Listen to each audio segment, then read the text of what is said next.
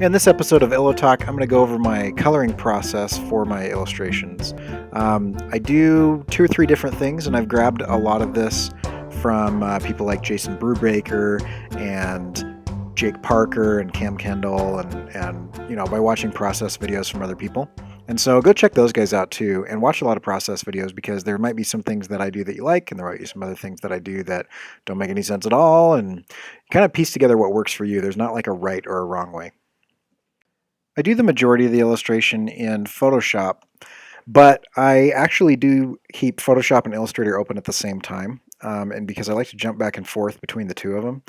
And what you're seeing here is I will sketch on paper, and I'll usually snap a picture of that with my phone or scan it in. But I will often, if I just want to make sure that something is really refined, I'll go from my sketch, and then I'll create kind of a vector version of something if it's something that is a little bit more precise. For example, the ellipses in perspective in this situation. So I've got my sketch, and then I kind of get this model to kind of just make sure that my ellipses are correct. Then I'm going to take this into Photoshop, your sketch and anything else, any other assets that you're using that you've created. And from there, I do my inks. Now, when I say that I use inks, I'm talking about 2 different ink sets that will work with a Wacom Cintiq. And the Cintiq is this this whole monitor here. And there's a couple different kinds you can get. You can get the Cintiq that comes from Wacom, which is their brand, or there are some knockoffs like an Ugee. I have an Ugee at work. I feel like the Cintiqs are significantly better as far as quality and everything, and pressure sensitivity. But as far as like price, I think you can get used to the Ugee. In any case, there's 2 brush sets that I really, really like. And so if you look at Friendon, he's got an inking brush set, and I almost exclusively use his one of his brushes for inking. And then also, if you go to kylebrush.com, Kyle Webster has a number of painting brushes, and I'm not much of a painter, but I love some of these brushes. And the way that basically works is I have kind of a brush tool set over here, and these are different things. And so you can click on this, and there are like preset items here, and you can tweak things as far as like shape dynamic and texture. And I would recommend getting to understand what each of these things do.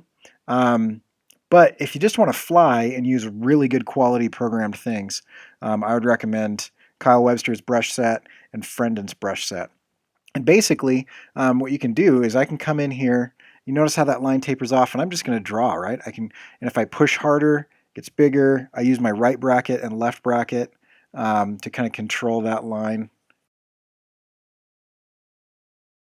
And so what you'll see now is you will see me start doing the inks, and I'm inking over the top of this, and I use a separate layer for this. And so you'll see I have this inking layer. Let me just turn that off. I have this inking layer here, and sometimes I'll do multiple layers and put a mask on them and things like that. But first thing I do is I throw down my blacks, my inks. And I don't want to get too much into like an inking style or anything like that. There's lots of things about that. But basically, I use the light and shadow, and the inks are going to define the shadow. And where the inks are not, they're going to define the light. You'll see here that I'm using multiple layers, and so I can delete lines easily. And then if I want to do a color hold later, then I can. And so the amount of pressure that I'm using on the pen will allow it to taper off or not.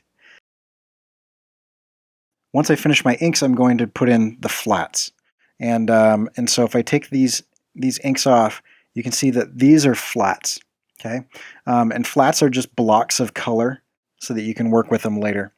But basically, I'm going to come in, and I am going to split this line down the middle. Now, it's really important that you turn anti-alias off, and you're either using your polygonal lasso tool or your lasso tool. All right, I'll use polygonal lasso tool, and I can hit this straight line. Now, notice that I'm splitting that black, right? I'm splitting that black right in half.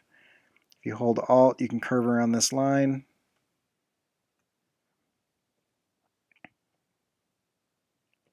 Okay, come on up. Close that off. Okay, and then I want to get rid of this stuff, so I'm going to subtract this here. Notice I'm splitting that black line right down the middle.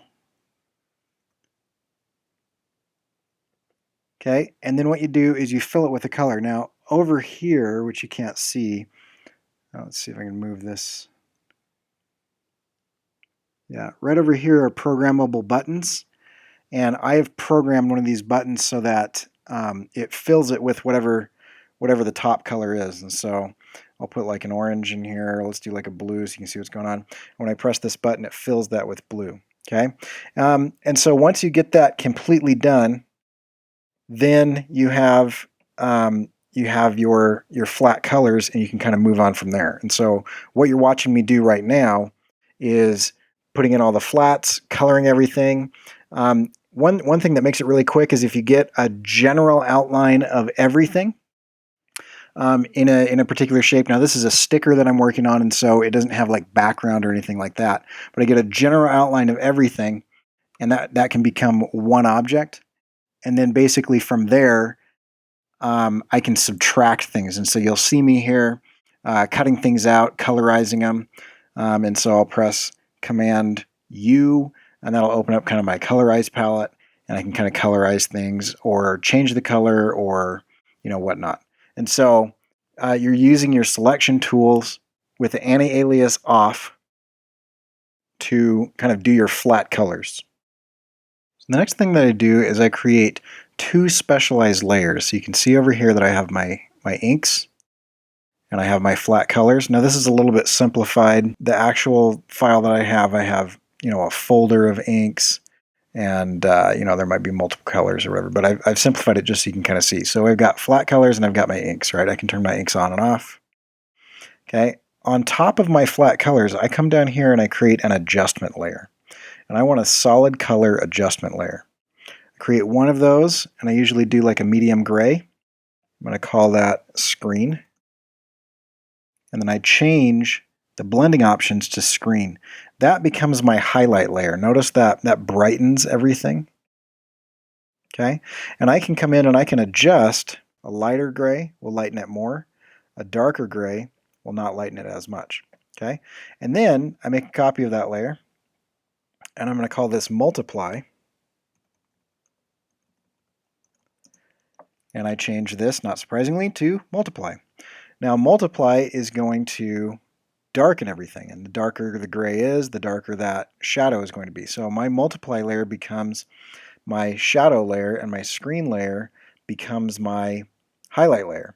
But I only want those to affect the colors. And so what I'll do here is if you hold the Alt key down, then you can click and it creates this little dealio there. And what it does, okay, you'll notice that these are only affecting where there are pixels here. And so now what you're seeing me do is you're seeing me go in with an ink brush, and I'm just painting in, just drawing in on the mask. So you can see the mask on the screen. Where I paint black, it hides that effect, and where I paint white, it reveals that effect. And this is how I do my light and shadows. And it affects all of the colors this way, and so I don't have to like choose the hue. I don't have to go in and choose what's a lighter version of red here, what's a lighter version of blue, or what's a lighter version of orange. It is a blending layer that is cropped already and clipped already, and so I can even scribble and go way outside of the line, and it'll do what it needs to do. And so that's how I get my highlights and shadows. And now I'm almost done.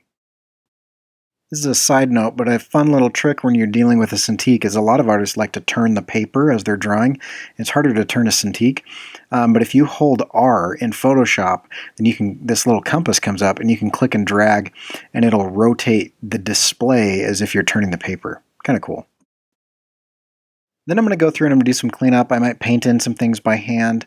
I might add some custom colors, adjust some things like that, redo some inks as I see some problems. And then I'm going to get to the point where I want to finish it off. And I finish it off with radial gradients.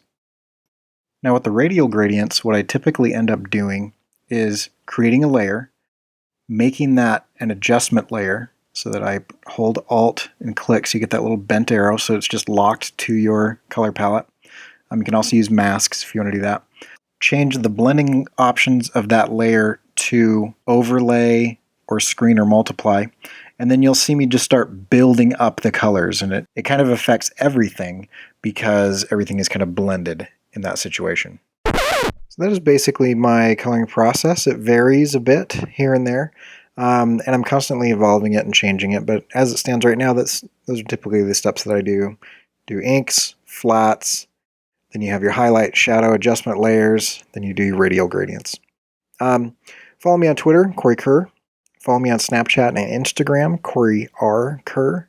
And if you want to see more of these types of stickers and see what I'm doing with that, you can go to corykerr.com/stickers. I'm going to be launching some stuff that you want to kind of pay attention to and see what's going on with.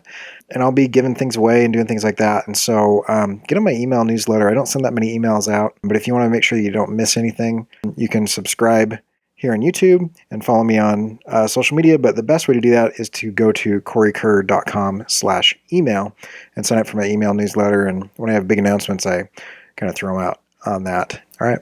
Catch you later.